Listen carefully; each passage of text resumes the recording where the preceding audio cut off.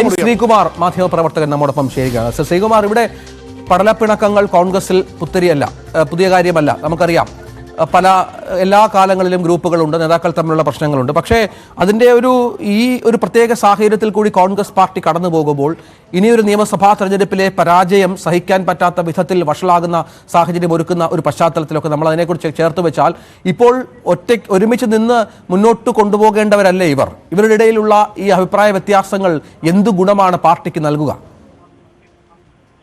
ഇവരുടെ ഇടയിലുള്ള അഭിപ്രായ വ്യത്യാസങ്ങൾ ആ യോഗത്തിൽ അവസാനിച്ചു. പുറത്തേക്കില്ലല്ലോ. ടെലിവിഷനായിട്ട് വന്നിട്ടുണ്ടോ? പരസ്യ പ്രസ്താവന നടത്തിയിട്ടുണ്ടോ? നിങ്ങളിപ്പോ പറയുന്നത് സംയുക്ത വാർത്താ സമ്മേളനം റദ്ദാക്കില്ല. സംയുക്ത വാർത്താ സമ്മേളനം നടത്തുന്നവരാ പറഞ്ഞേ? KPCCയുടെ ഏതെങ്കിലും ഒരു അറിയിപ്പ് ഏതെങ്കിലും ഒരു മാധ്യമ സ്ഥാപനത്തിൽ കൊടുത്തിട്ടുണ്ടോ സംയുക്ത വാർത്താ സമ്മേളനം നടത്തുന്നത്? കാരണം അങ്ങനെ ഒരു കീഴ്വഴക്കം കോൺഗ്രസിൽ ഇല്ല. അത് ആദ്യം നമ്മൾ മനസ്സിലാക്കണം. കോൺഗ്രസിലെ KPCCയുടെ ഏത് യോഗം കഴിഞ്ഞാലും വാർത്താ സമ്മേളനം നടത്തുന്ന പ്രസിഡന്റ് മാത്രമായിരിക്കും. പാർലമെന്ററി പാർട്ടി ലീഡറൊപ്പം വരില്ല. അത് കേരളത്തിന്റെ ചരിത്രത്തിൽ ഉണ്ടായിട്ടില്ല. പിന്നെ സംയുക്ത വാർത്താ സമ്മേളനം സ്വയം അങ്ങോട്ട് മാധ്യമങ്ങൾ തിരഞ്ഞെടുക്കുകയാണ്, അല്ലെങ്കിൽ ആരെങ്കിലുമൊക്കെ ഏതെങ്കിലും കോൺഗ്രസ്സുകാരൻ പറഞ്ഞു കാണും. അത് KPCCയുടെ അറിയിപ്പ് ഇന്നേ വരെ തിരുവനന്തപുരത്തെ ഒരു മാധ്യമ സ്ഥാപനത്തിലും സംയുക്ത വാർത്താ സമ്മേളനം ഉണ്ടാകുമെന്ന് പറഞ്ഞിട്ടില്ല. ഒന്നത്. രണ്ടാമത്തെ കാര്യം, കോൺഗ്രസിലെ അഭിപ്രായ ഭിന്നത യോഗത്തിൽ ഉണ്ടാകും. അത് തർക്കമില്ലാത്ത കാര്യമാണ്. കാരണം യോഗത്തില് ആരോടും സംസാരിക്കാൻ പാടില്ല, ഞങ്ങളെടുത്ത തീരുമാനം നടപ്പാക്കണമെന്നല്ലല്ലോ കോൺഗ്രസ് പറയാറുള്ളത്. എല്ലാവർക്കും അഭിപ്രായം പറയാം.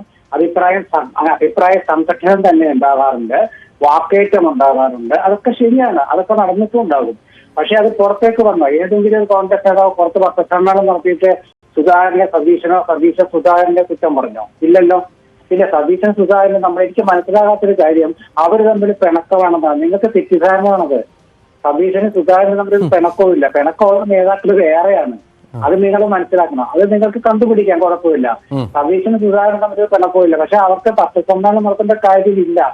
അങ്ങനെ ഒരു വാർത്താ സമ്മേളനം ശ്രീകുമാർ, നമുക്കറിയാം, താങ്കൾ എത്രയോ വർഷമായി കോൺഗ്രസ് രാഷ്ട്രീയം അറിയാവുന്ന ആളുകളാണ്. നമുക്കറിയാം, കോൺഗ്രസിന്റെ ചരിത്രത്തിൽ അങ്ങനെ എപ്പോഴും മാധ്യമങ്ങൾക്ക് വാർത്ത ഏറ്റവും കൂടുതൽ ലഭിക്കാൻ വളരെ എളുപ്പമുള്ളൊരു പാർട്ടിയാണ്. അവിടെ നമുക്ക് ലഭിച്ച വിവരമാണ്, മാധ്യമങ്ങൾക്ക് കിട്ടിയതാണ്, സംയുക്ത വാർത്താ സമ്മേളനം ഉണ്ടാകും, അതൊരു ഐക്യത്തിന്റെ കാഹളമാകും എന്ന തരത്തിൽ ഞാൻ പറയുകയാണ്. അങ്ങനെ ഈ പറഞ്ഞതുപോലെ ഇങ്ങനെ ഒരു മാധ്യമങ്ങൾ ഒരു വാർത്ത നിറഞ്ഞു നിൽക്കുമ്പോൾ എന്തുകൊണ്ട് ഇനിയെങ്കിലും അവർക്ക് അതിനെക്കുറിച്ച് ആലോചിച്ചുകൂടാ? അല്ലെങ്കിൽ ഈ വിഷയത്തിൽ ഒരു കൃത്യമായ അഭിപ്രായം പറഞ്ഞുകൂടാ? എന്തുകൊണ്ടാണ് അവർക്ക് ഒരുമിച്ചൊന്ന് ഇരുന്നുള്ള പ്രശ്നം എന്താണ് മാധ്യമങ്ങൾക്ക് മുന്നിൽ?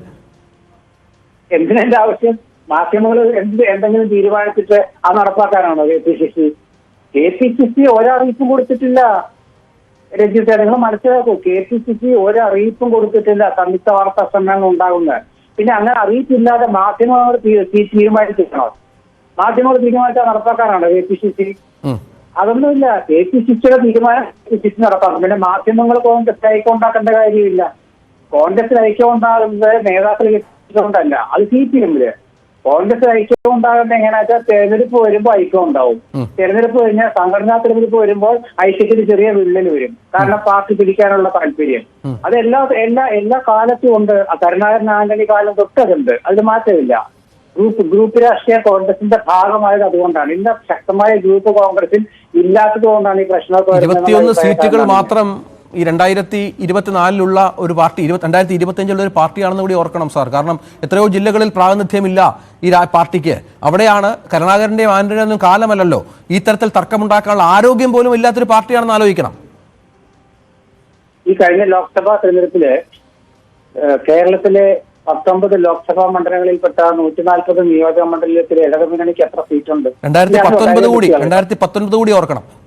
2019 2024 വേണ്ട, നമ്മൾ രണ്ടും വിട്ടുകളയാണ്. ഞാൻ ഈ കഴിഞ്ഞ ബൈഇലക്ഷൻ ഉപതെരഞ്ഞെടുപ്പ് മാത്രം എടുക്കുന്നുള്ളൂ. പാലക്കാട് ചേലക്കര അസംബ്ലി മണ്ഡലങ്ങളും വയനാട് ലോക്സഭാ മണ്ഡലവും. വയനാട് ലോക്സഭാ മണ്ഡലത്തിൽ 7 അസംബ്ലി മണ്ഡലങ്ങൾ, 2 LDF-ന്റെ കയ്യിലാണ്. അതടക്കം 7 അവിടെ UDF. ചേലക്കരയില് LDF വോട്ട് അറിയാമല്ലോ. പാലക്കാട് ഭൂരിപക്ഷം 3-4 ഇരട്ടി. അപ്പൊ പിന്നെ കോൺഗ്രസും UDF-ഉം വോട്ട് കുറഞ്ഞത് എങ്ങനെയാണ്? അപ്പൊ 10, അതായത് മൊത്തം 9 അസംബ്ലി മണ്ഡലങ്ങളിൽ തെരഞ്ഞെടുപ്പ് നടന്നു. എന്നിട്ട് ബൈഇലക്ഷൻ ഒരു ലോക്സഭാ മണ്ഡലത്തിൽപ്പെട്ട 7+2 9 തെരഞ്ഞെടുപ്പ് നടന്നതില് ജനങ്ങൾ വോട്ട് ചെയ്തതില്, തെരഞ്ഞെടുപ്പ് ജനങ്ങൾ വോട്ട് ചെയ്തതില് 8 കോൺഗ്രസ് ആണ്. അത് മനസ്സിലാക്കുക, UDF ആണ്. അപ്പൊ പിന്നെ എന്തിനാണ് ഐക്യം എന്ന് പറയുന്നത്? സംഘടനാപരമായ കാര്യവും ജനങ്ങളുടെ വോട്ടവകാശം എന്ന് പറയുന്നത് ഭരണവിരുദ്ധ വികാരവുമാണ്. അത് മനസ്സിലാക്കുക. കോൺഗ്രസുകാർ തല്ലുകൂടിയാലും ഭരണവിരുദ്ധ വികാരം ഉള്ളതുകൊണ്ട് ഈസി ആയിട്ട് ജയിച്ചു പോകും. അപ്പൊ അതുകൊണ്ട് നിങ്ങൾ ആരും വിഷമിക്കണ്ട.